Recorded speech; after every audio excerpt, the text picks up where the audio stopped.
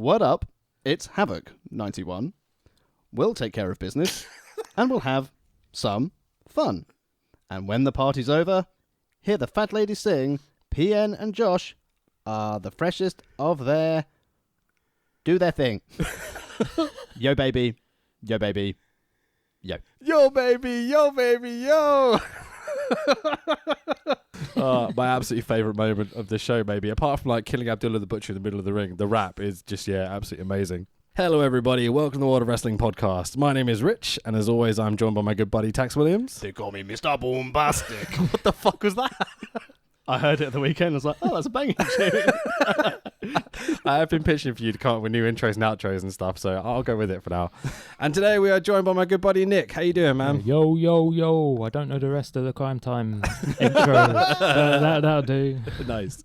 Do you want to just call you Nick? Or Yeah. you got like some gimmick name you want to run? No, just a minute. Please don't hiss in the mic again. Sorry. That was horrible. All right. Today we are doing WCW's Halloween Havoc 1991. But first, hello, video. We have a cool little segment to do. So I think you should go first. I think you should go first. Okay. No, Yeah. but yours is No. good and mine is Yeah. not so good. So it's That's the other way why. around. Okay, all right. We'll do it this way. Yeah. So it was your birthday. It was. And you've been through some shit times recently. So I got you things. Oh, wow. Oh, wow. Happy birthday to you, sir. This is unnerving. Do I have, like, tools to... Oh, thank No, God it's I've already pre-opened. already opened it for you. Thank goodness. I would lay it flat if I were you. Oh. See all the fragile stickers on it. Oh, my God. This sound bodes well. Internet. Oh, Jesus Christ. Fucking hell. It's your favourite wrestler in the whole wide world. It's actually devalued it by him signing it. I don't want to sound ungrateful, so thank you very much for my gift, but fuck me, I hate Chavo Guerrero. Is it not the best thing ever, though? It's signed by Chavo Guerrero. When did he even wear... Doesn't look like him in any way, shape, or Why form. have they given me a figure of Jinder Mahal? Signed by Chavo Guerrero. Tough times for the Mexican Warrior. I know, yeah, it's an absolute disgrace, isn't it? Well, happy birthday. We'd appreciate that. I mean, if things are going to get worse. But Yeah, it can only go up from here. Oh. Because I actually did find your favourite wrestler. Oh, my God. Out, flipping, standing. do you see what's written on him? Yeah, look on the back. I bloody love my man from the 5150. It says K-Dog on the back. It fits in with the story and everything. Yeah, man. You see, About how he called himself K-Dog when he called up Terry Taylor. It was just like, bloody love it. or Yeah. Bruce Pritchard, whichever one it was. See, it's I- proof that I listen to the podcast as well. Yeah, appreciate that. And Conan, I know you listen to the podcast, so check it out. Someone's given some royalties to you somewhere. Yay, 12 years ago. Yeah.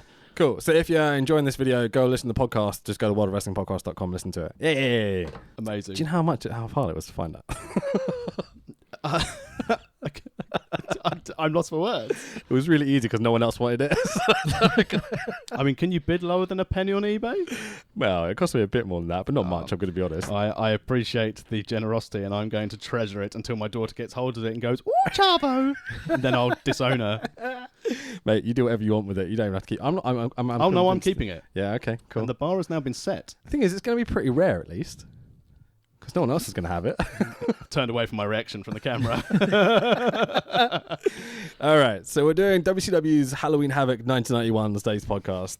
Do you want to go through where it is and all this sort of stuff? So that's your spots and I stole them from you last week. No, I got quite relaxed. So I was You like, haven't I'm written just going to chill out and watch the pay-per-view. Okay. So we're at the UTC Arena in Chattanooga, Tennessee. The attendance is about 8,900 officially, but who knows? Dubious. It looked a Yeah. bit smaller than that. It didn't look like nearly 9,000 people. No. But 27th of October, 1991. Turner Home Entertainment presents the shittiest Halloween music you've ever heard in your life. Holy 1991. So in stereo where available. Yeah, gotta love that.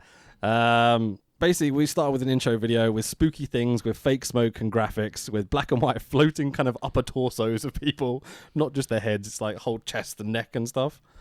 We've got Ron Simmons, Barry Windham, Abdullah the Butcher, Kevin Nash, Rick Steiner, Giant Gonzalez, Lex Luger and Sting as floating heads. Nearly all of those people are in the opening match.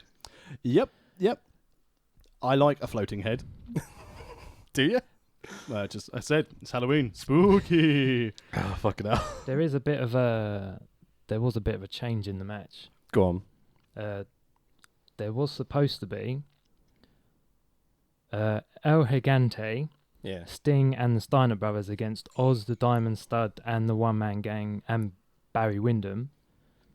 Cactus Jack replaced Oz, Big Van Vader replaced Windham, and Abdullah the Butcher replaced Gang because One Man Gang left. Because he quit, didn't he? Yeah. Oh, Was that okay. right before it? Because it wasn't complicated enough. We had to have all the other bullshit. Yeah, I don't know why. involved. Barry Windham got injured, Okay. so we'll that get was to that's that at the why he beginning wasn't. for Yeah, old poor Barry. That's is why that he why they wasn't had to? in it. Oh, well, let's get to that in a second. Hang on, let's Yeah. not skip ahead too much. that's Like, why he yeah. wasn't in it. But I don't know why they changed like Oz because he was still on the card. That made Yeah. no sense. I Because think. he's shit. Yeah, Hey, he'd recently lost his odd mask. Oh, Oz really? was He had a becoming more. mask? Oz was becoming more legit, despite, as we'll find out later, not brilliantly. But yeah, this whole card, start to finish, was a massive cluster because it looks like everything they had, they tore it up last minute, and as Nick was saying, half the guys who are in this match were removed from this match and then put into other matches later in the card. So this pay-per-view was around the time in 1991 where Ric Flair had defected over to WWF, WWE, and taken the big gold belt with him. That's why when we see in the main event, the WCW title is odd looking. I did wonder. And this is also the time that WCW is trying to re-establish itself. It was on a bit of a downturn. Dusty had come back earlier in 1991, and TBS was sort of hoping that Dusty would be able to help relaunch WCW and use his skills similar to how he did Jim Crockett in the early 80s, and maybe turn WCW around. But no. Not until a man called Eric Bischoff came along, I don't think that WCW really had a fighting chance. Like they've still got you get disqualified if you get knocked over the top rope brawl. yeah. I really don't like that rule. I've never liked that rule. It's terrible. It ruins a lot of momentum in the matches, and Yeah. it gets really screwy towards the later of the night because they keep using it for finishes and things. It wasn't great, but again, they kept contingent with their rules throughout the pay-per-view. So if a 10 count was getting interrupted, Jim Ross would happily say, and now the 10 count's been interrupted, we've got to start the count again. So at least it's explaining how things worked in WCW. So as you said, we've already covered where we have our wonderful video package to begin with our floating heads. We start inside the arena. We've got good old JR and Tony Schiavone. Now, before I even go on to the next part of them running down the card, Jim Ross, Jesus Christ, the more I watch old Jim Ross and I watch Attitude Era Jim Ross, Paul Heyman made that guy when he came across, because his commentary of Jerry Lawler was all right, but as soon as Paul Heyman joined on commentary, Jim Ross had to up his game, because Paul Heyman was very much like, I don't give a damn what you're going to do. Heyman and JR was JR's best run as a commentator in WWE. JR is the better of the commentators in this show, but it's Tony Schiavone that he's up against, so it's like... That'd be like saying JR was better than a pile of mashed banana. Essentially, yeah. And the mashed banana is better than Tony Schiavone. Did you not instantly go, what the fuck is that cage? As soon as they cut to the arena. Yeah, it's like a mix between the Punjabi prison and the Hell in a Cell, isn't it? It's very wobbly looking as Yeah. well. Like it didn't look solid at all. It looked very unstable. Whoever built this deserves a slap on the wrist. Like whoever definitely. built the Switch deserves mate, the levers and stuff. Like so, holy shitballs. We cut to a tape segment in a car park with a very, very young Eric Bischoff. Cactus Jack and Abby pull up in a car and get out, and Cactus goes bang bang and walks away. Obviously, the Diamond Stud, who we all know as Razor Ramon. or Scott. thank you very much, and DDP turn up in a car and kind of go, hey, and kind of walk past like nothing really happens. I like all the valets there, Yeah. especially like Mankind. And it's like Cactus Jack and Abdullah just turning up in a rental car. Wait, who's the valet then? Steve. No, I mean out of like, oh, I see what you're saying. Oh, the Valet's car valet, yeah. taking the car. I Yeah. thought you meant like walking to the ring I don't- valets. Missy Hyatt just ran around and getting all the cars. I thought you meant like either Abby was the valet for Jack or Jack was the valet for Abby. I'm like, which one's more of a valet? Who gives a shit at this point? Like, so and then Barry Windham and Dustin Rhodes pull up in a car. are attacked by Arn Anderson and Larry Zbyszko.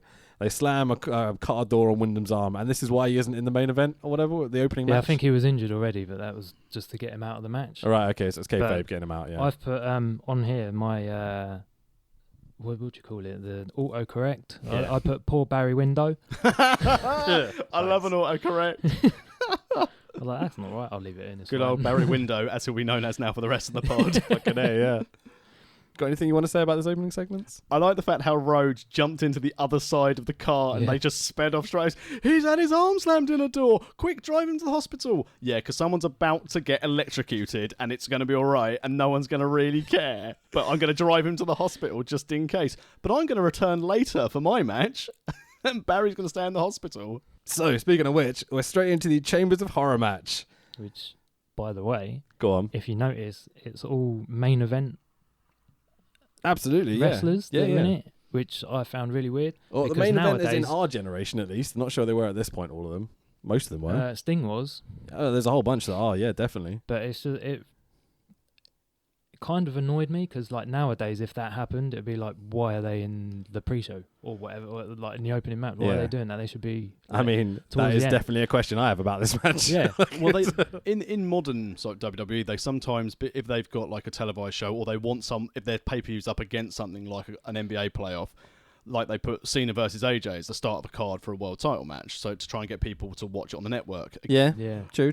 But as you said, seeing obviously what is a marquee match for this, but It sounds so positive. It was fucking terrible. I wonder if the reason this went on first is because they didn't have like a suitable pulley system at the top of the arena, no, as in to lift the cage up. So they had to break it down completely and take it out. So it was above Oh, the okay. ring. Oh, was it? Yeah. If you look, Well, if you go, the whole yeah, cage was. If you go back and look later on in the night and look up, it's above the ring the whole night. I'm you not go. going to go back and rewatch to check. I might. I'm going to be honest. This is one of my favourite shows ever. I loved every moment of this. I thought it was fucking brilliant. It's god awful. It's I'd great. say I It appreciate was- your suggestion. It was my introduction to WCW back Absolutely. in the day. My cousin used to lend me VHS tapes Yeah. because I didn't know, and back then I didn't know anything other than WWF. WCW know- tapes would be rare back then. Like I Yeah. used to see one or two in WH Smith, maybe, but that's about it. Yeah, I Like, never knew any other wrestling company existed other than WWF back then because I was like 5 or 6. Yeah. So I was Yeah. like, I didn't know. So he just used to lend me like 5 or 6 tapes a month. And Nice. that was the one of the first ones I put on, and it's always stuck in my mind. That Chamber of Horrors match, it's always been there. My introduction to WCW in a similar way, I didn't know there was anything outside of WWF at the time until I was one Christmas. My father, who was quite shambolic with money, had decided he was going to take me and my brother to Toys R Us on Boxing Day to buy us our Christmas gifts. Cool. Now, my brother, quite a keen fan of surveilling families as a young man, Yeah. and me, quite keen on wrestling. So I'm standing looking at these wrestling figures, and then I see these just plastic, no movement WCW figures. And I was like, oh my God, there's Ric Flair, who was in WWE at the time, didn't have like a Hasbro figure. And I was like, I'm going to ask for Ric Flair. My brother decided what Sylvania's going to have. My dad decided we're going to have a Scalextrics that he played all afternoon. That's awesome. So, the Chamber of Horrors match, you've got Abdullah the Butcher, Big Van Vader, Cactus Jack, and the Diamond Stud, a.k.a. Scotty Hall. Razor Ramon. You swapped over that time. That was pretty funny. Against El Gigante, Sting, the Steiner brothers, or Rick Steiner and Scott Steiner. Correction, it's El Gigante. Is it El Gigante? Yeah, Do we that's have how to he gets pronounced. Mexican it? Yeah. Okay, fair enough. As what was he billed as? The tallest athlete in the world. When Yeah. I've never seen Tallest jobber in the world. I've never seen a tall athlete have to jump over the rope. They always they step over the top rope and they're like, oh yeah, this is really easy. He had to jump. Yeah. He had to hop a little bit. I also can't take El Gigante seriously when he's not covered in a fur bodysuit. I did miss it. Yeah, like the fur Yeah. cod piece and stuff. Like, Yeah. yeah, I need that back, but that's a shame. So let's talk about this staging to start with. So we've got haunted house, we've got tombstones, and occasional spooky kind of pyro as well. What do we think about it? For the time, probably like, oh, they put a lot of money into this. This is quite creative. It hasn't aged well, has it? No. It's a it's bit not- troublesome at times. It's not the big pumpkin that they used to have back in like the Attitude Era. Yeah, It's not that, but I thought it was all right yeah. for the time. I thought it was pretty impressive for the time. Like they put again with WCW, they put a lot of work in the staging. Less so with the wrestling, Yeah. Yeah. but, you know. I do miss that walkway though, that ramp as JR kept calling it. It's not a ramp, it's a walkway. Because ramps go It up or really down. annoyed me when he kept doing that. I was like, no, it's a walkway. Okay. I've never been a fan of those. I like them to go down and then step up onto the ring rather than walk straight into the ring. And I know that this is a big thing. Hogan loved that type of ramp as well. Yeah, that's It's because he didn't have to walk Yeah. upstairs. probably, yeah. It's pretty good for camera work in that one of the camera guys can stand on that ramp, which is level Yeah. with the ring. We'll get onto cameras and stuff in a second. It was good. It was good in ECW when was it Taz and Bam Bam Bigelow got on his back and just went straight Chucked him through through the ring. It was Yeah, amazing. that was a good laugh. Yeah, definitely. So let's talk about the rules of this match. They don't really explain it very well, but as far as I understand from watching it, the idea is to get one of your opponents into this electric chair, which currently isn't in the ring, so I wonder where that's coming from. And then pull a lever, which electrocutes the person in the ring, right? Yep, that's basically it. Yeah. So this is a match where we're going to murder a human being. Yeah, pretty much.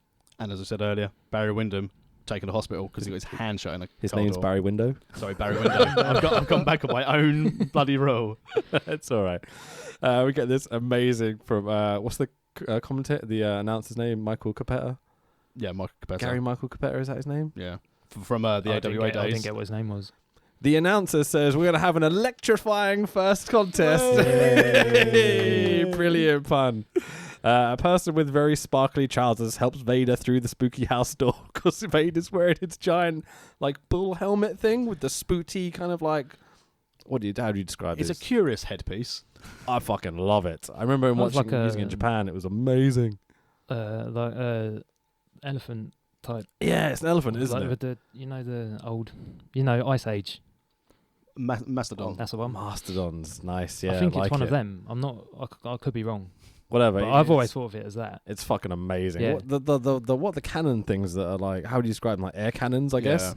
I love that idea, but he takes it off almost immediately. That's because Yeah. you can't see where he's going. Yeah. I think that's why you've got someone guiding him out the door of this spooky house. You know. Vader's probably be like, I am a kind of a big deal, and I'm a main event wrestler. But what I'm doing is I'm going to be rolling around Abdullah the Butcher and hope that I don't get electrocuted. And that's why I took it off, because it might have metal on it. So can you imagine the conductivity of his head? I think we're going a bit far, maybe, justifying this, but I understand what you're saying. So Cactus Jack, as he comes out, has a fucking chainsaw. Standard. So Sting beats his chest so hard that his US belt falls off of his waist. That I thought was an Yeah. awesome moment. And then basically, I'm not going through all the introductions, fuck that shit, but Sting gets rushed on the rampway and we'll kick off straight away. I have a quick just for the Go for it. introduction. Did Scott Hall ever actually have a gimmick, or was he just himself? Because every gimmick What, he's the had, Diamond Stud? Or? he's had that toothpick, Oh, okay. and he's always walked the same. He's always had the same kind of I mean, Razor Ramon, mang, was a gimmick. Mang. yeah. 'Cause His he voice, said his voice was a Mang gimmick, at the end of everything. but he was still himself. You watch the All Diamond his Stud and go and watch. mannerisms. Yeah, it's exactly the same. Yeah, he I guess had so. a different voice or a different accent Hmm? as Razor Ramon, but other than that, everything else is exactly the same. So there you go, Internet. Why has he never been a world champion? Didn't evolve his character. Maybe, yeah. I think he should have been. He should Especially have in been, the NWO Wolfpack days. He was way better than Kevin Nash. Quadzilla. Fucking hell. So immediately I question who's on which team because I have no idea. I'm just watching dudes wrestling badly. Yeah, they didn't come out together either, did they? No. And they didn't have their own music, Yeah, and they still Sting came I out. swear they didn't even come out in order of which teams they No, were it was in. like one at a time, wasn't it? It was Yeah. like, oh, this team, then that team, then this team, then that team. Again. Yeah, I it only was, started it to was work like this war out. games. Yeah, really It strange. was really weird. So then we have the reefer eye cam, as I refer to it as. Let's burn some reefer with that ref. To be fair, it was like I was smoking reefer while it was. Mate. Every time it went, it was like, It's a great concept, putting a camera on the referee. Yeah. Referee cam, yeah. I'm not sure you need to give him like a special needs helmet to do it. Oh, no, the helmet was important. It's for added protection. I called it like Blair Witch before Blair Witch. Seeing Nick Patrick with like a bike helmet on with a little camera attached. It covered his mullet. This is great. Straight away, Yeah. I'm like, I'm He totally still in on looked this bored card. though. Yeah. He always Always looks has. bored every single match. He always does. So Scott Steiner opens a casket, or coffin as we call them, and wallops a masked man in there with a kendo stick. What was this about? Who's the dude in the coffin? Conquistador 1. I tried to find that out. I could not find anything. I searched no idea high who and it low is. to try and work out what the Yeah. fuck this was.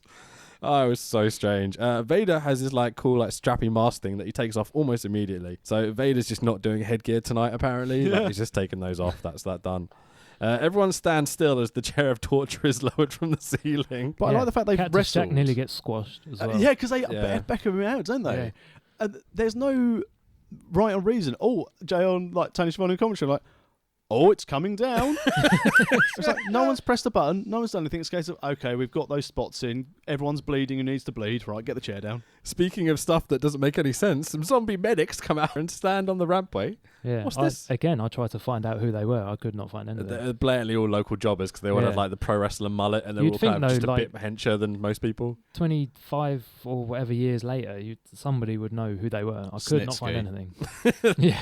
So Foley blades after Sting throws up a coffin lid into the air, which lands boop on his head. Yeah, that noise was amazing. It was fucking brilliant. It was like a so golf ball hitting a funny. tree.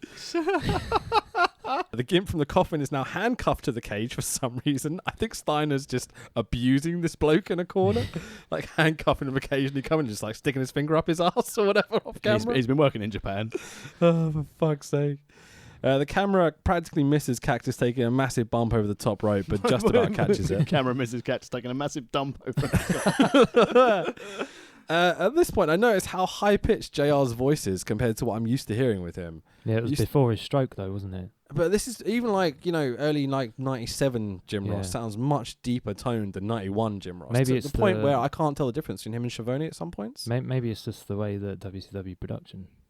No, I like The- genuinely, like like, the I think you would hear like the bass, like now it sounds like it's got a deep tone to him. I think when he went to WWE, it's the same thing that Vince McMahon. He doesn't want local dialect. It's the same thing like AJ Styles when he went for his tryouts. Right. When he was very Georgian. Yeah, he did. JR didn't get signed for ages, did he? No. Because he was too southern. That was that was Vince's excuse. WrestleMania 10, wasn't it? Because he debuted at the Debuted? Coliseum. Was In WrestleMania the 9? Toga Eight. Party. That was 8. He debuted. No, 9. 9, the Nine, bad yeah. one. Yeah. Bad. But The he the No, I know. smallest WrestleMania ever, Yeah, it was basically, terrible. yeah. But that's why I think JR over time was told essentially lose your accent, try and work hard, and the only way he could do it was getting deeper. Okay, cool. So Abby Blades, Sting Blades. I've never seen so many shots of people's backs in my life because they're all standing with their back to the camera because they're just standing there watching this chair come down for what feels like forever. Like no one's working at this point at all. They've all just stopped and just watching the chair come down. In You're like, awe. what is that? I didn't know that was involved in this match. Boys, this finish. Oh my God, this finish. I like the fact that leading up to this finish, they kept on trying to cut to the switch, show what was happening. Then the first cut to it said on. Yeah. Did it really? I didn't notice. Because the it's funny off as on. fuck. You just keep seeing the referee climb up to turn it off. Yeah. like, pull it up again. And Oh, like, really? Yeah, he put like something round, like string or something, tied it up Oh, just my so it was God. off. And many Fuck's times, like sake. Cactus was climbing the cage, and then He it kept just dropped down, falling, and yeah. Cactus would be like, whoop, off. So- And then he'd just stand there and go, on. Let's just clarify. This is the lever for the electric going into the chair. And so But it's what, kind that of... has no wires attached to it. Oh at no, all. it's got nothing to do with what's happening. It's It's just a cardboard wireless. shoebox Yeah. they put like a handle on. It's fucking Bluetooth brilliant. before Bluetooth. So Abby puts Rick Steiner in the chair as Cactus climbs the cage to go pull Oh the no, lever. no. Go He on. climbs, then he puts him in the chair, Oh, okay. and he stays at the lever for about what feels like an hour It feels like a very long time. before Abby gets. He keeps turning it off, though. He's got to keep turning it off. Yeah. So He's got like some kind of... He's got to turn it on and off 27 times before he leaves the cage. I feel like at one point he was just looking at the crowd going. He might have just been going bang bang for ages. I don't know, but it looked like he was like, oh no. I've got blood in my eyes, can't find the switch. It's Yeah. here somewhere. So Rick and Abby are fighting over this chair, essentially. Rick's got Abby in the chair. Sorry, Abby has Rick in the chair, but Rick hits R1 and reverses and puts Abby into the chair. Out of nowhere. He puts the cuffs things over his arms. He puts the metal kind of helmet thing on. Have you seen The Green Mile? Yes. I don't do films. Did he I wet love the that sponge? No. He fucking didn't wet the sponge, did It he? was already bleeding though, so That will technically, help, okay. yeah. You don't get that reference, but it doesn't matter. You and a whole bunch of other people that don't watch like kind of early 2000s films. You mean classic films? I will say it is a classic. It's bloody good. You should see it. But it is at this point, yeah. I'm not even going to explain it. So let's carry on. So Cactus pulls the lever eventually and murders Abdullah the Butcher in an electric chair in the middle of a WCW ring. Yeah, pyromania. Yeah, The very ring was much on fire. So they set fire to the ring with all the pyro that's spouting off this chair. How many fans do you think got burnt from that At fire? least 3 or 4. It went The whole everywhere, didn't attendance it? then. Yeah. It should have just gone up because that would have been a lot safer, but it just went all over the place. Do you think there's something to be said for all the rest of us just standing around watching a man be murdered in the middle of the ring in an electric chair? It depends on what the story is. I'm not sure WCW do stories really, do they? At this time especially. No, probably not. Yeah. At least we now know why the zombie EMTs were at ringside, which we didn't see them roll dead Butcher onto the Halloween Havoc stretcher. Yeah, that's what I assumed was going to happen, but that's not how it plays out. So, I mean, our winners of the match... there for no reason. The winners of the match are El Gigante. Yes, Okay. well done. No worries. The Steiner brothers and Sting. The ringside officials are more concerned with tidying up than the dead man in the middle of the ring. Cactus checks on Abby, who stands up, hits Cactus, then beats up the zombie medics, who fall over a bit, and Abby falls over into them. It's fucking great. Oh, what the fuck? This is just the weirdest introduction to a pay-per-view I've ever had. It's just they've still got beef from the rental car. Cactus scratched it, and Abby's like, "That's my deposit. You've lost my deposit, you wanker." Why does he attack his teammate? Because he obviously set the charge off. I would not rate this match for wrestling. I would rate it highly for comedy and bad production. For comedy value, this is 5 stars, 5 stars, 5 stars. Cornflakes, you mean? Yeah, cornflakes. You know. there we go. He knows where it's He at. does listen to the pod, hey? All right, so backstage, we get to Eric the Vampire Bischoff. Yeah, he can't do a Dracula impression at all to save his life. And then Missy Hyatt, dressed Yeah. as some kind of dance girl. She looks really different as well. Yeah. Yeah. She's not the Missy Hyatt that I remember from like the late 90s. So they put over, who is the WCW Phantom? Does anyone care at this point? I'm not sure, but like, you know. At this stage, I messaged you and was like, "What have you done?" After enjoying Dragon Gate last week to now being subjected to this. Yeah, my bad. Sorry. Yeah, I'm so happy we did this. So I've got they interviewed the Young Pistols, Tracy and Steve, who are basically sparkly cowboys. Bang bang. Any idea who these people were? It's the smoking guns before the smoking guns. It's just everything's before everything in this. Also, this was the point where I realised that how southern WCW used to be. Oh, absolutely. Yeah, just this one interview, I was like, Two southern sparkly cowboys. I've just gone for a whole match for like half an hour, and this is the thing that just reminds me of how southern it used to be. Cool. So we've got a tag team match up next. We've got Big Josh and PN News versus the Creatures, who are Joey Maggs and Johnny Rich. I don't know if you knew that, but yeah. I identified Joey Maggs through some research. The other one, no idea. Again, these were two complete unknowns to me. Yeah, me too. But they're in a kind of cool, greeny, patterned masked gimmicks. Very typical of the time period, I guess. Kato and Tanaka. Yeah, PN. I'm gonna go for the it's this before this was a thing. Go on. It's PN News was John Cena before John Cena. Hey, wait. Okay, so PN News comes out and does a rap. Okay, he's completely out of time, but I need you to read this. Yo baby, yo. Do it from the beginning in your posh voice. So, what up? It's Havoc 91. We'll take care of business, and we'll have some fun. And when the party's over, hear the fat lady sing, PN and Josh are the freshest of their... Do their thing. Yo baby, yo. Yo, baby, yo. My absolutely favourite moment of the show, maybe, apart from like killing Abdullah the Butcher in the middle of the ring, the rap is just, absolutely amazing. Did Big Josh forget his gear because he comes out in jean shorts and work boots? See? Cena. But it's like Macho Man and Cena had a kid. And it was Big Josh. Big Josh. They weren't very original with naming that kid, were they? Oh, fucking hell. JR calls a German suplex a belly to back suplex.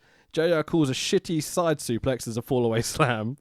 JR calls a chop as a double axe handle. I mean, he's not on form tonight. It's probably been. That's how I get all my move names from SEPW. So when people criticise me getting the wrong moves, that's why I've learned from JR. Oh, he's in a wrist lock. That was a powerbomb, mate.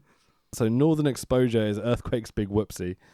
which Big Josh does, at the end. So Yeah. he just sits on him. And you're like, you're not even a fat dude.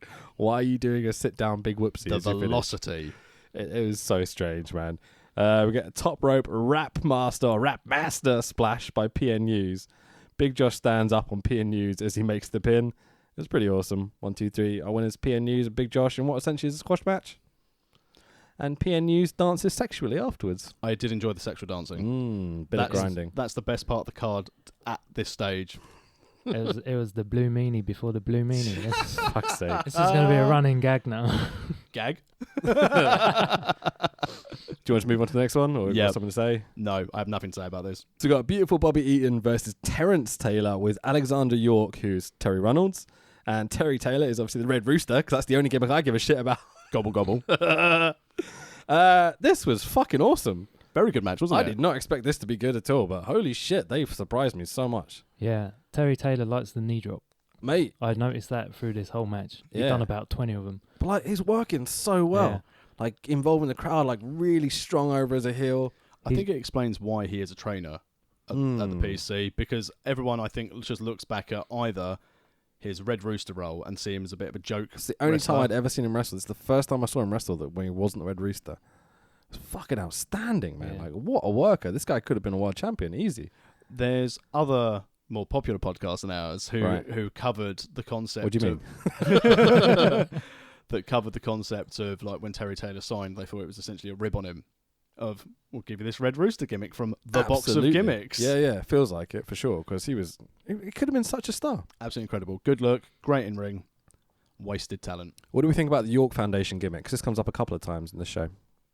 This was like one of their first like female-led factions, and obviously it split up the Rock and Roll Express to, again, just two guys to start with who are going for the money and the glory rather than the fans' adoration. So I think it worked quite well, and obviously having Terry Runnels on the outside, young Terry Runnels. And she looks better than she ever has done in this show. I don't know. MILF Terry Reynolds, I'm all about it. It's all good. So yeah, I mean, I quite like the gimmick. I like the Miss York's computer thing she has. Oh yeah, PDA ahead of time. Yeah, Yeah. Did you notice that the way she types like a Thunderbird? I did assume she had no idea how to use this computer in any way, shape, or form. She More did like a type. briefcase, though, Yeah. wasn't it? It wasn't really. It wasn't really a computer. She did type with dinosaur arms, didn't Yeah. she? So Bobby Eaton's mullet is absolutely gorgeous Yeah. in this match. When he came out, I thought he was a Beverly brother. Oh, he's definitely along those Yeah. lines. He'll never be Bowen Slick, but you know. We get a gut wrench powerbomb by Terry Taylor on the ramp, which looks absolutely brutal. Taylor goes after Eaton's back for most of the match. Bobby climbs up top. Taylor goes for a superplex. Bobby pushes Taylor off the top, and Taylor does this kind of cool wavy hand cell, like he's a dinosaur going. Exactly. He's learned it from Terry Runnels typing on a computer. And we get the Alabama Jam leg drop from Bobby Eaton for the 1, 2, 3. Yeah, absolutely killer match. I think they did an absolutely great job of working Bobby's back. I think Bobby got over really strong as a face after all the midnight stuff, obviously. Yeah. Great finisher as well, especially for that time. Even now, a lot of wrestlers don't do that because of the damage it puts to the body. I think the last person I saw do it on a mainstream was when Fandango started doing it. In the middle or nearest the beginning, Terry Taylor tapped out. But I noticed that as Yeah. well, yeah. he did. He went gotta boom, skip over boom, it. and nothing. So our next match, we've got Jimmy Jam Garvin with Michael P.S. Hayes against the later Mark Merrow, Johnny B. Bad with Theodore Long. I love this Johnny B. Bad gimmick. That was Theodore Long. Oh, yeah. I've Teddy thought, wow, Long. Sable's changed. And now Teddy Long's dating Brock Lesnar. So Jimmy Garvin and P.S. Hayes coming out doing the tomahawk chop from the Atlanta Braves. Tatanka's going to be really fucking upset. So it's Pocahontas. Pocahontas. Yeah. What the fuck is Mero wearing on the way to the ring? Someone describe this. Flamboyant, glittery explosion. It's what Lex Luger wore in WWF. I'm pretty sure when he had that, the bodybuilding gimmick, whatever it was, Yeah. that's basically what he wore. The total Basically package. The same thing, yeah. The narcissist. That's it. So Johnny B. Bad gets ticker tape and confetti cannons and all sorts of noise to his ring. They're really trying to put this gimmick over. I'm not going to lie, from a self-stream ring wrestler, this sort of thing really popped me. I was like, if I ever am able to return to the ring, I'm having this. I actually like this gimmick better than the Mark Mero gimmick. Oh, me too. Oh, Yeah, definitely. absolutely. They put over the fact this is DDT versus left hook. The fans chant DDT, and I'm like, "Where's Jake? Where's Jake Roberts? Is he coming out?" Like, this is so silly. What is the DDT thing? Did he just steal this from Jake Roberts, or did Jimmy Garvin do it first? Do we know? I'm pretty sure it started from Jake. I'm pretty sure it was Jake's because it's Damien's devastation something or whatever, isn't it meant to be? Yeah, I'm pretty sure, but obviously this is the time where now things are becoming to be a bit more innovative and people are taking things. There's a bit more exposure of video sharing and stuff like that. But in fairness, the DDT that does get landed later in this match, very well executed. Oh, I don't know. It's a bit brutal. But P.S. Hayes' arm is obviously not injured because he punches pretty bad and then winks in the camera. Bloody love a bit of kayfabe, me. Teddy Long throws Mero a towel and Mero chokes Garvin. I'm calling him Mero, by the way, because it's so much easier than Johnny B. Bad. Mero does a top rope sunset flip and lands straight on his neck. This looks brutal, but what a maneuver. What a maneuver! Indeed. It was scary looking, because again, didn't look like he got all of it. Didn't look good. Who's meant to be the heel in this match? Who's meant to be the face? I'm going to say Garvin's supposed to be the heel because he's got P.S. Hayes with him. Right. And they're cheating. And and doing a bit of shenanigans. But Everyone's cheering him. yeah, because they Which is- keep I've doing never- the local team Yeah. kind of... Wait, this is in Chattanooga, Tennessee. The Braves are from Atlanta. Like, how does this make sense? All the America, fans are my into dude. It must be like their local sports team still. It must be like across the border or something. I don't know. This Yeah. really threw me. or maybe they're just like, we've got this guy on developmental. He's called T-Tunker. Jimmy Garvin's from Florida. Maybe Okay. that's because that's where it originated, wasn't it? Oh, this is getting too confusing. Maybe that's why. I don't. It's controversial. It's a controversial chop. Anyway, Yeah, it's incredibly racist. The Yes. whole Braves. Have you seen the Braves logo? It's a smiling racist depiction of a Native American. yeah. It's fucked up. Oh, for fuck's sake. T-Tunker. So Hero misses the left hook. Garvin hits the DDT. Teddy Long distracts the ref. Garvin turns around into Mero's weak ass fuck left hook. Which is called Kiss That Don't Miss. Oh, Jesus Christ. They don't even put that over. They just call it the left hook the whole time. Is that what it's actually meant to be called? Yes. Fair enough. P.S. Hayes ain't doing no job to the white little Richard. This is not happening. You know? So that's why I think Garvin's in this match. He gets the 1, 2, 3 after all the bullshit. Teddy pushes Garvin's foot off the ropes even to make sure he doesn't look weak.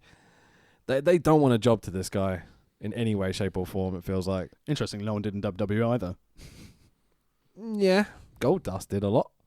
Yeah. But the thing with Johnny B. Bad, there was lots of talk that he could be a big player, had a good look. He was quite innovative in the ring at the time. But the problem was when he got injured in WWF, WWE, he rehabbed too quickly. Right. So because he was so concerned of losing his spot, and I think that's the same thing as his He reaction. broke his neck, didn't he? Yeah, and because he rehabbed far too quickly, he came back and did more damage, and then got injured straight away afterwards, and then got the classic reputation of he's a hurty McHurty, so won't Also a use him. druggy McDruggy as well. What are you trying to say? Those are natural abs, just like mine. He does what do they call it, like power talking or whatever, you know, where you go around touring to universities, like giving lectures about how you should be a good person, and how Ultimate Warrior did it once and said the classic quote of "queering doesn't make the world go round." Jesus Christ! I mean, if Have there you not was seen that? No, because Holy to be shit. fair, Warrior is a horrible human being. Yeah, but Mark Mero goes around doing nice talking and talks about how you shouldn't do drugs and how you should get healthy and stuff. And yeah, he's a good boy. Missy Hyatt is still backstage looking for the WCW Phantom. Bobby Eaton walks in and gets accosted by Missy, who starts asking him about the Phantom and stuff. I thought at first Bobby went, "Hey bitch, I just won a match," but he didn't.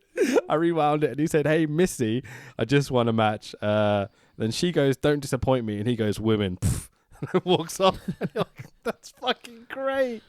Lad. What was this segment? Like, had no purpose apart from like, oh, we just got to get the Phantom off and Bobby's walking past her. So, I think I missed this segment because I was writing notes. don't worry about it. Nothing. You really didn't miss much at all. Next up, we've got the WCW World TV Championship match. We've got Stunning Steve Austin, who's our current champion, with Lady Blossom versus the natural Dustin Rhodes. Oh, real wrestling. Oh, so good. Okay.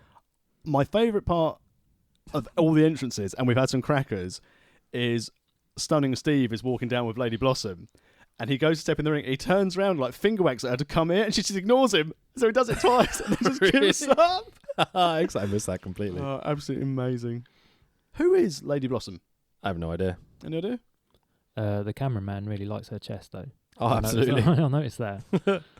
So I was like, is he just short, or is he just like that camera angle? It's a good Yeah. angle. He's definitely likes that camera angle. He's very taller. At least He's very much taller than her. Nick Patrick wasn't allowed in this match with referee cam.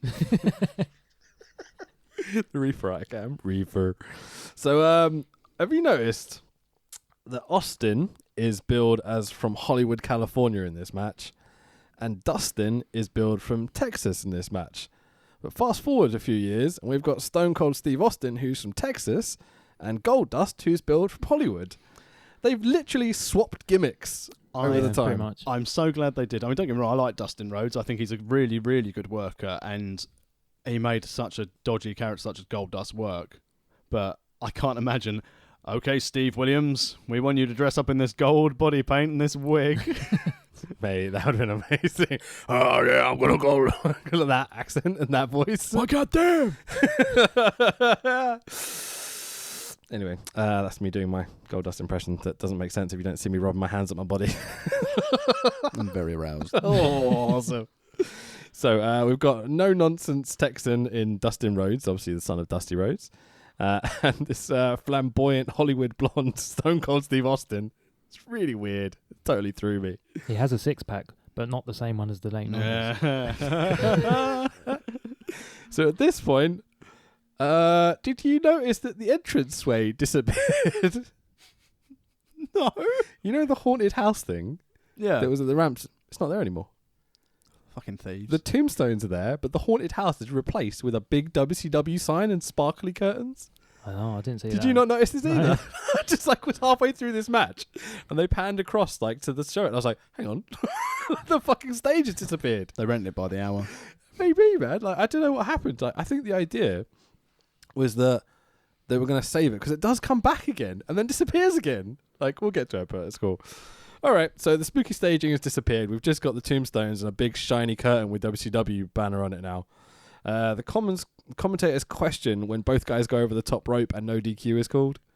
And this is the first inkling I get of like, Setting it up, aren't they? Something's up here with this Because top they rope both bullshit. went over at the same time. Yeah. Yeah. No, It if they just- both go over, it's not a disqualification. Apparently so, yeah. That's made very clear in this match for convenient circumstances later on. Someone should have told that to Vince when Brett and Lex both went over. Yeah, it's not a case of, okay, I'm going to let the fans pick who's going to be my next top guy. Oh, sorry, Lex. So JR at this point gives a whole speech about how he doesn't think managers should be at ringside, and all I can think is you're going to be pissed off about this. He's got a point. And then he got in Vince's ear, and that's killed managers in wrestling. Oh, Cheers, dude. JR. Oh, it's brutal, man. So Dustin Blaze from punches from Stone Cold Steve Austin, and we get our first announcement of 10 minutes remaining. And what happens when you get an announcement telling you how long's left in the match? Oh, dear. You know it's going to go to a time limit draw. Yeah. Yeah! I'm just checking it's not just me that knows this. Okay, cool. So Austin's friend is the clock. 5 minutes remaining. It just feels like they're going Broadway the whole time. Like, it feels so obvious at this point. Dustin does an inside cradle, and it looks fucking awesome. When he does this, as he used to do, it does it as Goldust as well, where he does like an inside cradle, but like he almost like falls into it. I think it's the best inside cradle in the whole business. He's good in that ring, isn't he? Yeah. Yeah. I think this match is very standard. You know, like they do everything well, but it's not exciting. It's classic mid-card booking, though, isn't it? You don't want anything too spectacular. Yeah, maybe. There was a really long headlock. Oh, God, there was, wasn't there? There was He just right in lay the on middle of the him. match, yeah. 3 minutes remaining warning. Austin kicks out of the bionic elbow. How dare you? 1 minute remaining. Dustin does a diving clothesline off the top, but time runs out as we get the time limit draw.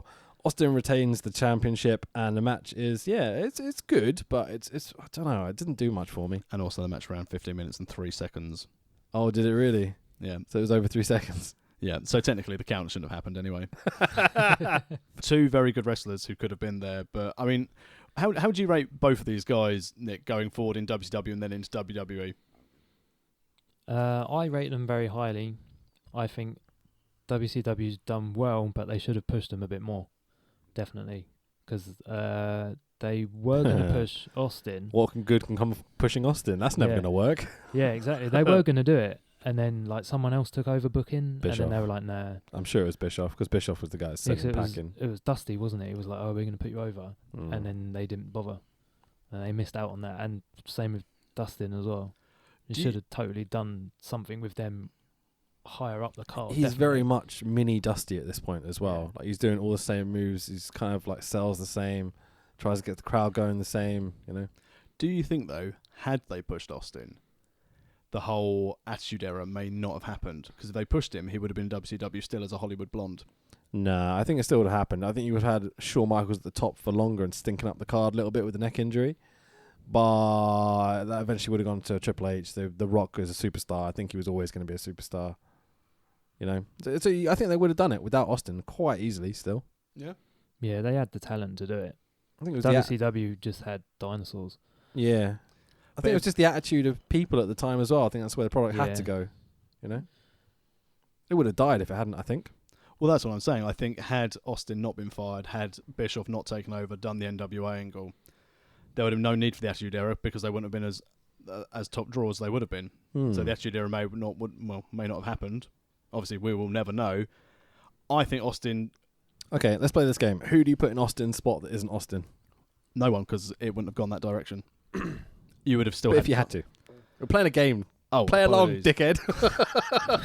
Are we assuming that people haven't jumped to WCW? Yeah, WWF roster, 1997. Who do you pick to replace Austin versus Bret Hart at WrestleMania 13? Scott Hall.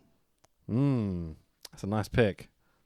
Yeah. Bull Buchanan or like Bull Buchanan wasn't even there. Steve then. Blackman or someone like that.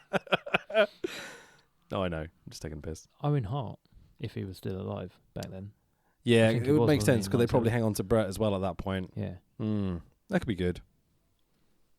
I'm going to be honest. I think Scott Hall is the one for me. Like, I think he's well. What about like a Mr. Perfect or someone?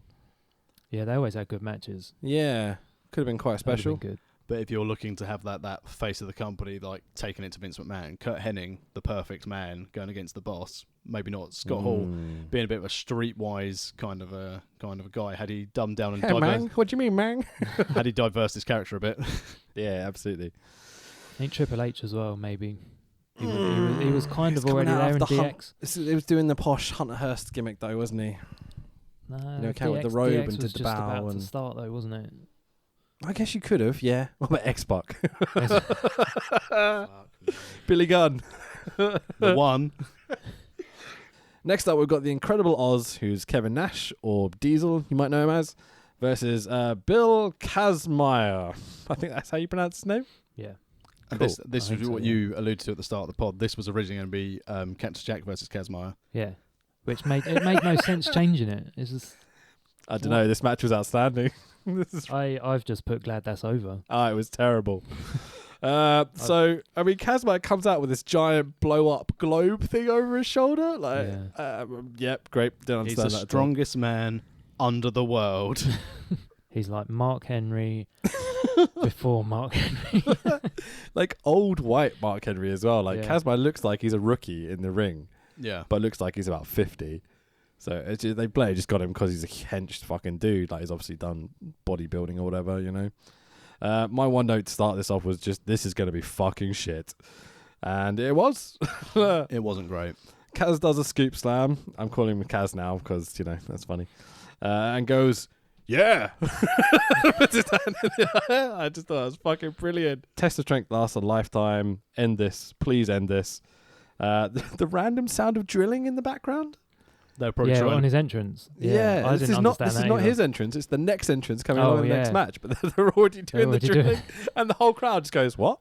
And just looks across to the side, ignoring what's I happening. didn't in the realise ring. that it started in this match. It was halfway through this match. Was it?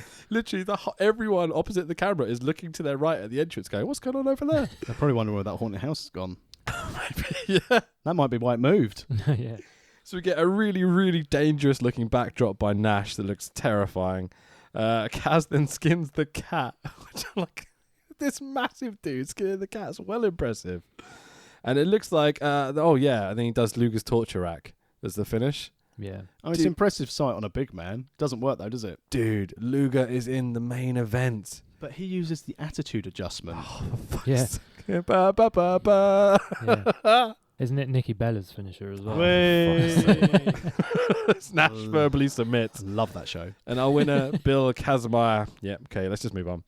So next up, we got Heavy Metal Van Hammer versus the jobber intro, Pretty Boy Doug Summers, who doesn't even get an entrance to the ring. Van Hammer's got a banging flying V, hasn't he?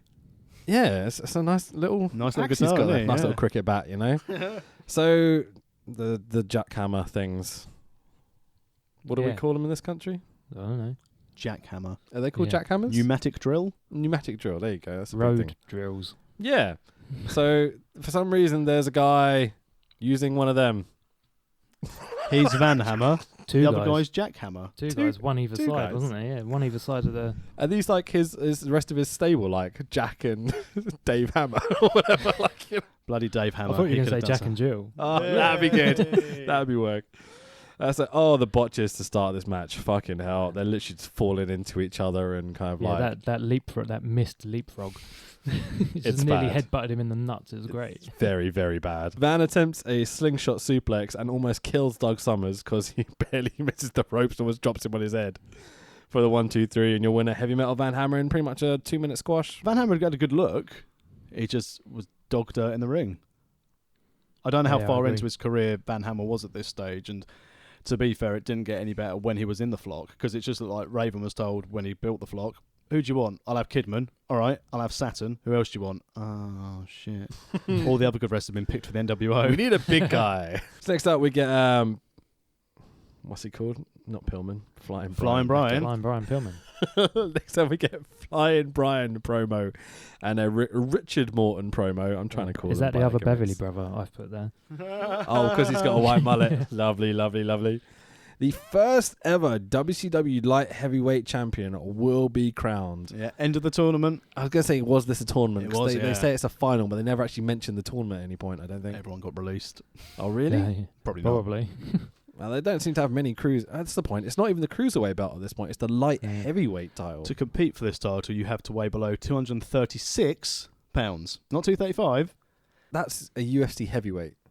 Yeah. Oh, for fuck's sake. So the Reefer Eye is back. Hooray! Reefer. The special needs helmet is gorgeous. I love it so much. Alexander York's out with Richard Morton as well. She's got the computer back again. This is a really fun little match. Does the kind of like cool little claw hands. Jean-Michel Jarre. I like how her wrestlers come and they look at the computer like it's got the secret to winning the match Oh, on it does. it. It's Yeah. the strategy. Like they It's not can't even just- turned on. I know, Did you there's no notice screen at There's all. nothing there. That's why they barely open it and they're like, we can't turn this laptop on. Don't worry about it. The good thing about that laptop, it later became the anonymous GM on Raw. Anything It you lost wanna- some weight as well. Anything you want to go over in this match? Because I've just got the finish. So No, it wasn't bad for a cruiserweight. I mean, Flying Brian, fantastic wrestler, and to see how he transferred over from Flying Brian to the sort of psychotic, unpredictable loose cannon Brian Pillman, Yeah. that's development. I've got at some point, JR said, "Oh, production's doing a great job with the referee cam." I have to disagree with that. Especially like one of the pins in the middle of the match, it cuts to him and you can just see his arm. Oh, was this That's all you can see. was this the point? Right in the middle of the match, it's like, "Whoa," and that's the only arm you can see is when he's trying to like, it's not showing the wrestlers at all. he's trying to snuggle them or something. He's- Was this also the same match as when they were doing like punches? And that then JR went on to say that, and you can see from the referee cam that he's showing this because he's showing that it's a legal punch. Lots of hand signals in wrestling, like there is in football. And here is where then it all started. JR pretty much just gave up on talking about wrestling and talked about football for most of the card. Him Yeah. and Schiavone are very guilty of this. Yeah, I So- got very confused. I don't understand football, American football. like the finish comes out of kind of nowhere. Like Morton takes over for the vast majority of the match. Pillman does his flying crossbody off the top for the 1, 2, 3, and Flying Brian is your new WCW light heavyweight champion. Congratulations, Flying Brian. Yeah. It's not a terrible match, but it's not good by any means. It's just kind of like, does the job. You could tell they did a lot better of their high flyers when Bischoff came in and started looking into Mexico and other places and just basically going down to South America as well to find some other people to come up. So JR comes back on the mic and says, "We're about to see semen." Oh wait, he said Zeman. Oh, God. You like that one? The Halloween Phantom versus the Z-Man. So the spooky house staging is back now. They've somehow got it back on the stage. I don't know how they'd set it up so quickly. I'm now starting to think that potentially Van Hammer's drillers were nothing to do with his entrance, and they were just maintenance crew. Oh, they were fixing the spooky house. Oh, I love it.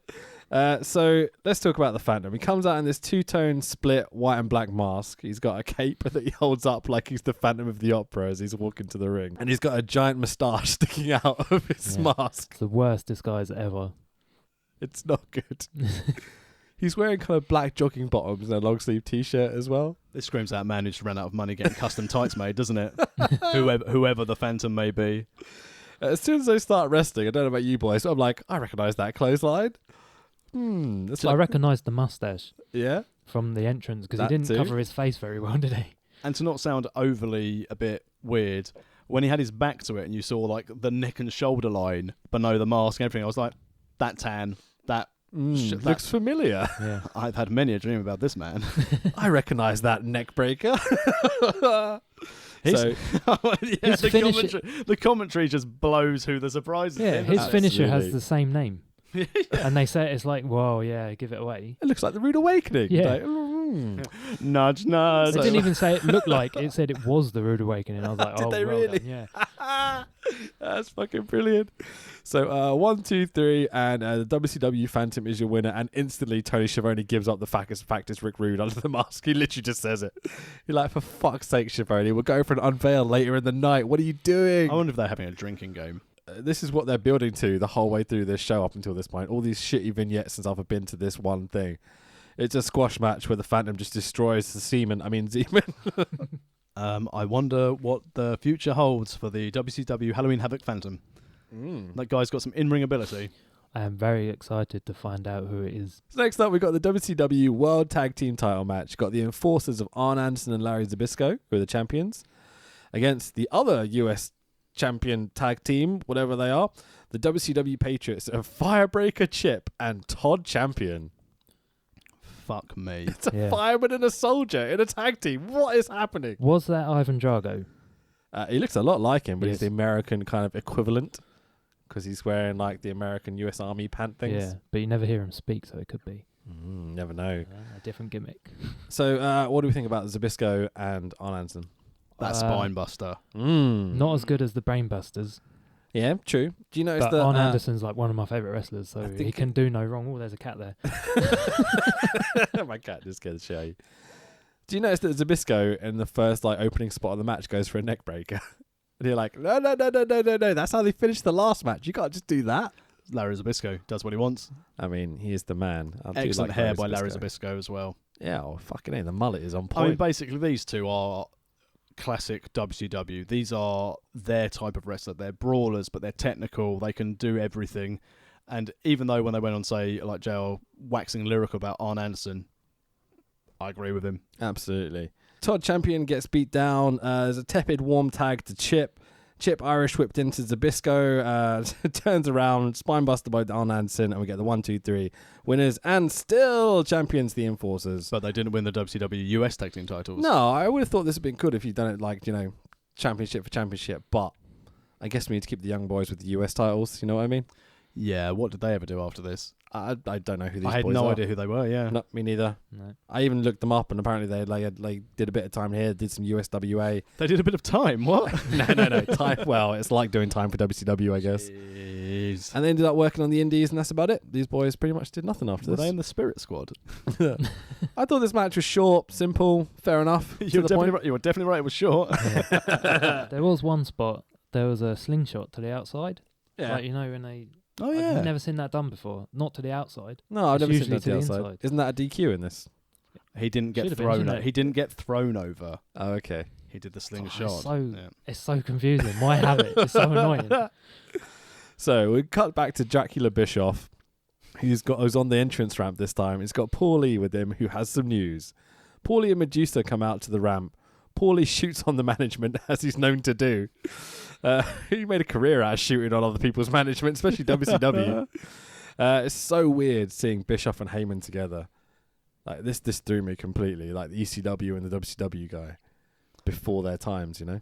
Yeah, probably having great disdain for each other at that time. You think? Yeah, I think probably. Yeah, I couldn't get used to this. It felt very strange watching. You him. look at the way Eric Bischoff was looking at him. so. Yeah, it was Isn't that the way that Bischoff looks at everyone? Yeah, though? probably. I'm I mean, having he your was job. dressed. He was dressed as Dracula, so it could just be his gimmick. I'll suck your blood. Yes. I love how he even tries to do the accent at the beginning of the promo as well. Like, you're a fucking idiot. I'm here with Harley Davidson. All right, Paul. It's pretty good, actually. Paul wants to bankrupt WCW, and fucking hell, does he give that a go later in life? Paul brings out the Phantom. Oh, it's Rick Rude. Oh, we didn't know. I that. was so surprised by this. I fell off my chair. Yeah, no Yeah. shit, it's Rick Rude. Like, we kind of worked that out from earlier. I was so excited, I passed out. Well, that means you might have missed this amazing new segment. What? Hey, this amazing new segment. Where just before they go into it, Shivoli says, "It's the biggest nudes." Oh, I mean news. Anyway, so Well, he was directing the cameraman on Lady Blossom. Yeah, maybe. But she's a woman. Oh, yeah. Same So- size tits though. So we cut to a vignette of Ron Simmons returning to FSU. I think Eddie Dennis and Mark Andrews are really pissed at this name choice, by the way, at this university. That's a deep cut reference. Proper homoerotic training montage of Ron Simmons here. Very Rocky-esque. It's I very think, Rocky-esque, isn't it? Yeah. Was Rocky out at this time? No idea. I don't do films. I think so. Rocky's 80s, isn't it? 80s, yeah, I think so. But I you can believe tell so, if yeah. someone's got a detailed montage, they ain't going over. Yeah, unless it's John Cena. He doesn't need to go over. Yes, he does. You can't see him go over. Exactly. Hey, so the WCW World Heavyweight Championship match is best out of 2 3-falls. I say best. There are 3 falls. So where you go to say this match is best 2 out of 3 falls, and the time limit is time remaining on the pay-per-view is what they called it. Is that what they say? Yeah. Pay-per-view time remaining, I Fucking think. hell. Yeah. So we've got Lex Luger with Harley Race and Mr. Hughes. Mr. Hughes gets sent to the back straight away. He just needs to get out for his pay-per-view payment. I'm just going to start that again. So we've got WCW World Heavyweight Championship So we've got a WCW World Heavyweight Championship match. Best 2 out of 3 falls. Shut up. Against with Lex Luger, with Harley Race and Mr. Hughes again, who's the champion. Fuck's sake, I can't read this to make sense of He it. is the Can you champion. introduce this, please? So we're now up to our main event of the evening, WCW Heavyweight Championship match between the champion Lex Luger against Ron Simmons in a 2 out of 3 falls match. Look at you doing introductions properly. Hey, applause. And no notes because finally my Google Pixel has died. So if anyone would like to send me a new mobile phone, Is it actually dead? it keeps turning itself on and off again. Oh shit. Okay. Well, we'll it get works through in it. Don't worry. IT. So we instantly send Mr. Hughes to the back, who came out with Lex Luger for some reason. Who was supposed to be his opponent. Yes. But Really? Ric Flair left. Lex Luger nearly tripped over in his entrance. I missed that completely. Right. So one of the things I wanted to ask about, as far as my memory goes, was going to be in part of the WBF, the World Bodybuilding Federation, Yep. for Vince McMahon. And then they did that promo, which we talked about, where he insults Gorilla Monsoon and calls him fat. What? What? And then that fell apart, and he was injured. He was in the accident and stuff. So then he came back as like WWF superstar sort of thing. The Lex Express. That No, was it all after. post this show. Yes. Yeah. Right, because that was like 93, 94, wasn't it? Yeah, Lex was heel at this stage, and then he went over as a narcissist. So he was a wrestler before he did the WBF stuff. Yeah, I still He think wanted that, less hours to Yeah. wrestle. I still think the okay. WBF thing was, whilst Vince was going to try and do like multi-sport athletes, like we've spoken about, that Bob Holly was also going to do the NASCAR thing and they were going to buy his car. I think the WBF is more gimmicked. I think Vince had an idea of it. Well, it's got a WBF, but I doubt very much it ever got off the ground when the other weightlifters were like, "No, you're right, mate. I'm Okay. just gonna It stick was to this built conversation." around Lex Luger coming Yeah. over, wasn't it? Yeah, and Gary Stryden. He Wow. Vince Shout out the promised. OSW. Vince promised Lex less hours if he'd done this Oh, WBF, okay. Right. and that's why he went to WWF. So this whole thing about, like, you know, Lex and a few other people on this show, like Kevin Nash, for example, leaving WWF, like abandoning ship to go to WCW for the money, they're almost going back to where they started, no? Yeah, but they still went for the money and the less hours. Obviously. But they've all been in WCW already. It's not like they're completely abandoning the guy that brought them up and through and everything else. Yeah, I think if you look at this time and then leading into the Attitude Era, there are very few guys who haven't worked for both and flip-flopped between the promotions. I guess so, yeah. So obviously, Triple H was there, went to WWE. Yep. Rick Rude, flip-flopping. Kurt Hennig, flip-flopping. You've got Luger, Flair, Steiners. Everyone's going left and right. Absolutely, yeah. So in terms of Luger, I mean, I was surprised that he started in WCW. Like, I don't know. Do we know anything earlier than this? I think it was like AWA or something. It might have been WCCW maybe when he was against Bruiser Brody in that cage match. Cage match where Bruiser's like, nope. I'm not sure what. I'm not sure what company that was for. I don't know. That was before this. It was like in the 80s. Oh, I guess he's been around for a while then. Okay, cool. It doesn't show it in his later WWF career. Doesn't show it here. It's a fair point. So Luger is dripping in baby oil. The first guy on the card, I think, to be covered in baby oil as well. Although they did make reference to this in one of the earlier matches, didn't they? That someone had been oiled up, and then JR was like, "Really? Maybe they could get a towel because obviously they can't get a lot of leverage if they've put a bit too much oil on. But it's up to the referee's discretion." Did you watch the Andre the Giant documentary that was put out recently? Yes, the HBO one. Where he's constantly going, "No baby oil," to Hogan every 2 seconds. That's all I could think about during this match. It was really bad. And again, JR trying to call everything. Collar elbow into the hammerlock, into the collar elbow into the headlock, hammerlock into headlock takedown, inverted atomic drop.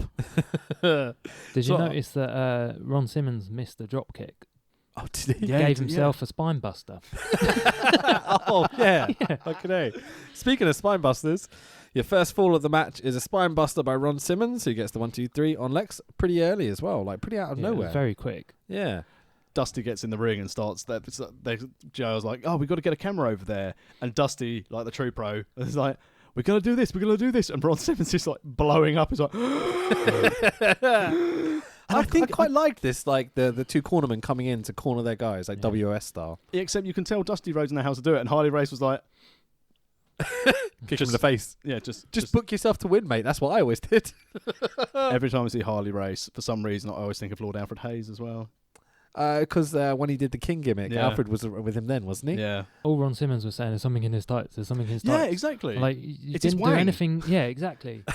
He done nothing with it because nothing ever happened. Yeah. It was just like, well, why? I wonder if that was like completely shoot, and he was saying to Dusty, "He's got something in his tights. It flipping reeks." That's his balls. Oh. Something keeps whacking my head. It's my own. So Race grabs Ron's foot as he goes to run the ropes. Dusty punches Race for this, which gets the biggest pop of the match on the outside. And then does the elbow. Then does the bionic elbow on him as well. Absolutely, yeah. What just happened with this second fall? It's the weirdest finish ever. I couldn't quite understand it, but luckily the commentators start to explain. So Harley grabs Ron's tights, just about. Like he grabs his lower back, doesn't he? Yeah. As Luger throws himself over the top rope, as far as I'm concerned. And then Ron gets DQ'd for throwing Luger over the top rope. Yeah, because where the ref was, it looked like he'd done backdrop. Oh, is that what they were going for? Because that's not how it looked at all. Because he was over this side. It was like on his right side. Right, and okay. It looked like the way Lex went over, it looked like he Stop just trying to justify this bullshit finish. He basically tried to Scott Hall fall away slam him over the top rope because Harley Race pulled his pants. Yeah. I'd like to try and pop him once a show before he chokes to death. Sorry. So Luger is bleeding now out of his eyebrow. I don't think he's bladed. I think he's literally just gone hard way. Yeah, and then we have more corner talk. Oh yeah, they do. More corner talk, the talking stuff as well. Dusty Rhodes going, "You got this. You got this." I don't know why he's Chris Eubank / anyone else. So Luger finally gets some heat at this point and starts to get kind of like proper amped up about what's going on. At this stage, we've only been going about 15 minutes, and both these guys are caked in sweat. Yeah, they're blown up as well. They are really bad blown. Now, I was really impressed with Ron Simmons because I thought he's pretty agile, and I thought, now I know why he slowed down his style because he doesn't like cardio. Well, maybe, yeah. Ron starts to hulk up against brother. Exactly. We get a superplex, a power slam, and a Brett's rope shoulder block by Ron. Would you say it's a superplex? He went off the middle rope. Well, Brett rope, Sorry. superplex. Brett's superplex rope. I don't know why I'm being so pedantic. It's alright. People didn't do it off the top at this time, did they, at all? Especially not Luger. Too dangerous. Dude, are you kidding me? I would never take that for Luger. Basically, at the power plant, you've got to start on the first rope. Then when you get on the main card, you can go out to the middle rope. And if you're the lightweight below 236 pounds, you can go out the top. 236. So we get a 3-point stance into the ring post by Ron. Because Luger's so smart that he moves out the way. I love he does this. We get the worst pile driver I've ever seen. This has to be the contender for worst pile driver on the podcast. I mean, for safety, you got him right on his knee. Mate, it looked so scary. You kind of threw him to the side and dropped him on the back of his neck almost. Safety first. Oh, fucking hell, it was so bad. Which he calls the attitude adjustment. Oh, it is the attitude adjustment. Yeah. We're going to start paying for this now. Yeah, so 1, 2, 3 after this shitty pile driver is Lex Luger, and still your champion. So Schiavone goes, this will go down as one of the greatest matches of all time. I love it when Vince McMahon feeds people lines, even in different organisations. Fucking isn't. It's so bad. It was awful. And again, I always find 2 out of 3 falls matches aren't great. The best 2 out of 3 falls match I've seen recently was Usos New Day. Okay, yeah, that was fun. It was at least they put some thought into it. But if you've got 2 out of 3 fall in your main event, you know it's not going to go like a whitewash. These guys are not known for their clever storytelling in their matches, I'd say. They've got like nothing to offer, really, I find. No. You can't really do much because you need to keep that energy up, don't you, for the end of the match. Like, you don't want to do too much at the beginning. It's like they certainly didn't do too much. They didn't really do a lot. They got stuck, didn't they? It was hold, rest hold. Man, there was a long rest hold in this one as well. Yeah. Jesus Christ. Absolutely. Luger on I was about to say Farouk. Luger on Ron Simmons. And he just lay there. And I looked at the clock, I was like, this has been 3 minutes of a headlock. And that's when he kept on putting his feet on the ropes and having Harley Race pretends to hold the thing. Like, oh, maybe I won't do that, or maybe I will. As I said, the biggest pop of the match is Harley and Dusty doing their stuff at ringside. It says a lot about the quality of the in-ring work. But I suppose that's similar to nostalgia now. You've got the old guard, which everyone watched who still want to see. For example, now people still pop and buy tickets to see Brock, Cena, Lesnar. They don't, as it pains me, buy talent to see Rollins, Owens, Zayn. I don't know. Maybe. But that's why they got the best pop, because they're the biggest names on that card. Yeah. For WCW. So JR and Schiavone do their outro, and that's it. Good game, lads. It was a fun show. I had a laugh doing it. I really enjoyed watching it at the time. I was pissing myself laughing the first few matches as well. And there's some really quality stuff. Like the Bobby and Terry Taylor match was really absolutely outstanding. I'd say the light heavyweight match is decent as well. Get some really, really funny stuff with people botching in the Van Hammer match. The problem is, for again a big their SummerSlam, 2 good matches out of 11. Would you call Halloween Havoc their SummerSlam? It's around the same time of year, because obviously this is their lead into Mania. Isn't that like, I guess. Starcade though? Starcade's their Mania, isn't Is it? that Mania? Yeah. Yeah, I think that's. I always thought Bash to the Beach was like their SummerSlam. I suppose, yeah, that makes sense. And this would be their Survivor Series then. I definitely think this is meant to be like a silly, gimmicky show, because obviously the whole dressing up as Dracula and this is the spooky time stage that disappears every now and again. This time they only had 4 pay-per-views, wasn't it? It would be Starcade, Bash at the Beach, Halloween Havoc, and Great American Bash. Oh, really? Wow. Okay. I guess so. Yeah. Wow. I'm already thinking 12 a year. They weren't, were they? No. They were doing like 4 a year. How would you rate this out of cornflakes, please? In terms of quality wrestling show, comparing it to like Dragon Gate or I don't know, even AAA or something, it's probably like a 2. Because there are some good matches and some good wrestlers on it, but the vast majority of it is dog shit. How do you feel about this, Nick? Well, I think it's more nostalgia for me. Being like one of my first WCW shows, I'd probably give it 3 cornflakes. Nice. Nice and even. I'm going 2, 1 for each good match. Nicely done. In terms of comedy and silliness that I enjoy, mate, this is 5 stars for me. It was fucking ridiculous. That opening match, like the stuff in the middle with the Phantom and Rick Rude and knowing exactly who it is the whole time. Ludicrous. Start to finish. Anything else we want to talk about this show before we move on to do a game? I had a subtitle for it. Go for it. It was, well, it wasn't really. It was a night of perms, mullets, and 70 porn star mustaches. Hey, nice. Sums it up Sums it up. perfectly. And gimmicks as well. Yeah, it was a good choice, man. I enjoyed it. Thank you very much. Yeah, I appreciate Very it. selection. entertaining. I liked it. So, we talked last week about potentially doing a special show, maybe for Wrestle Kingdom, maybe for WrestleMania, maybe even for SummerSlam as well, which is all just going to be games, right? So, this is one of the games that we've talked about that we're going to play this week. So, the game is called 1 True 3 Kid, or what did you come up with earlier? Our true free kid. That's pretty fucking great as well.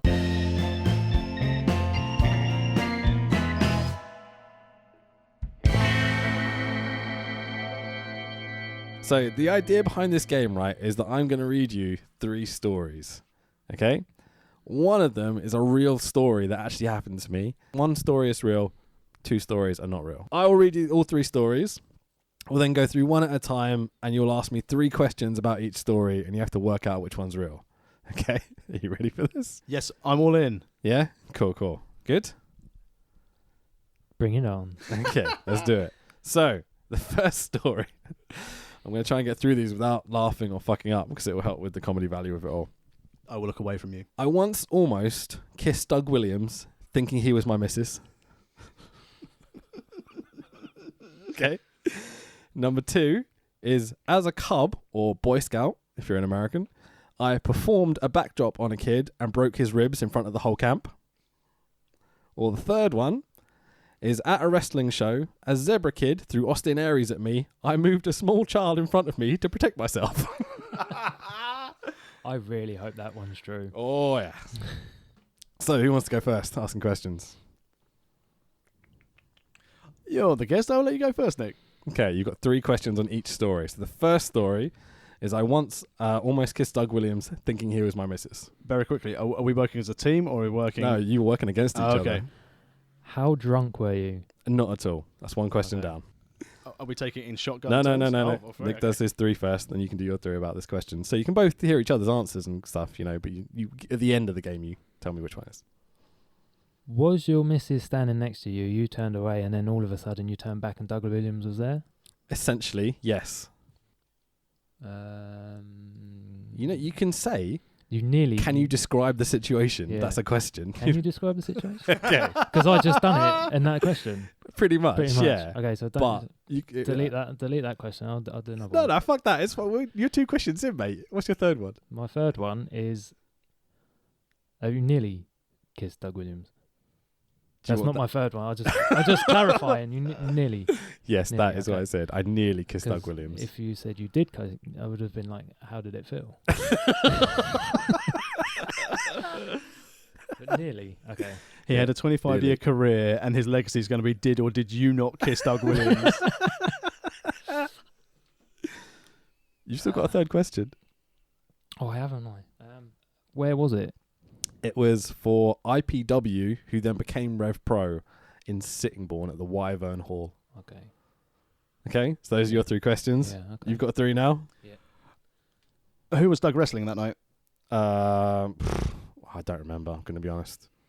I have no idea. But it was definitely wrestling. He definitely wrestled on the show, yeah. James Mason. Okay. So he ends up being in the crowd during the match, or was this essentially after the match and he was just standing around in the crowd? He was, it was after the match. He was standing at the back near the merch stand, and I stand at the back near the merch stand all the time because we're cheap and we get shitty tickets, right? I'll just describe it. My missus was standing to my left, okay?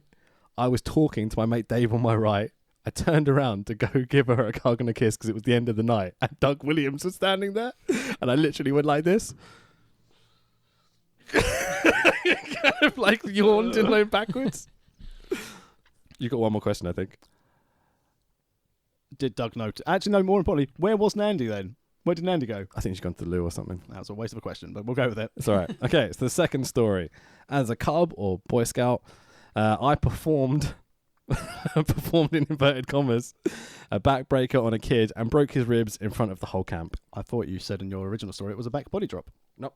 Okay, Backdrop. backbreaker. I've literally read it off there. Oh, sorry, you said backbreaker there. Backdrop. Okay, It's backdrop. Yeah. Okay. Good. 3 questions. you want me to go first on this one to give you time to think? Yes, please. 3 questions. Go What's the ahead. name of the kid? Did you know him? He was in one of the younger groups.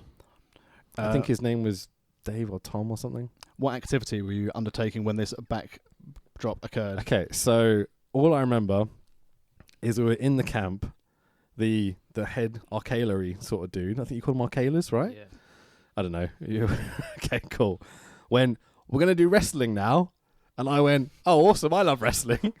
Okay.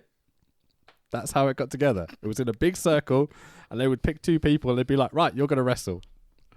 Which country was this camp in? This was in Wales. That's my 3. That's my 3rd question. That's fine. 3 questions.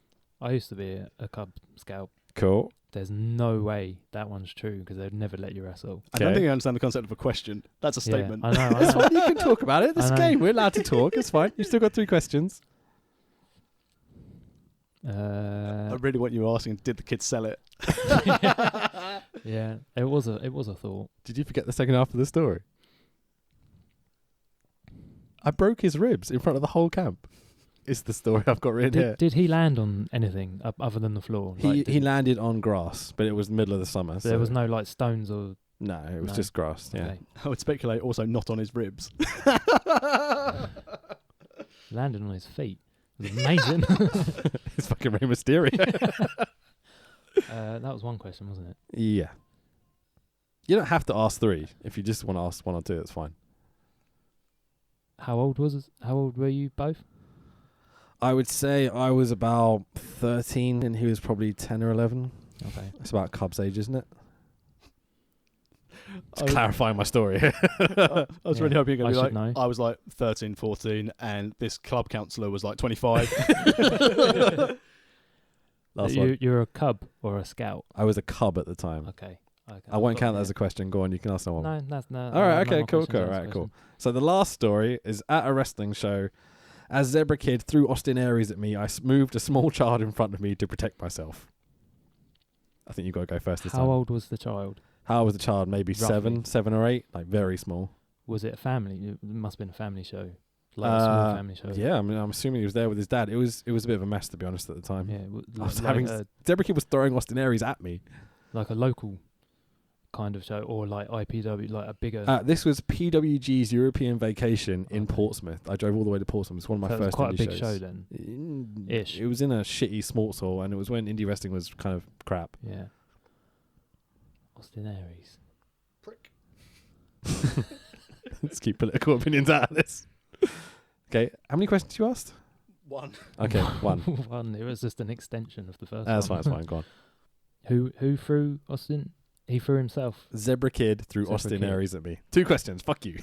No, yeah, that's fine. I don't know who Zebra Kid is. He's the son of Ricky Knight, who's the sister of Paige. Oh, okay.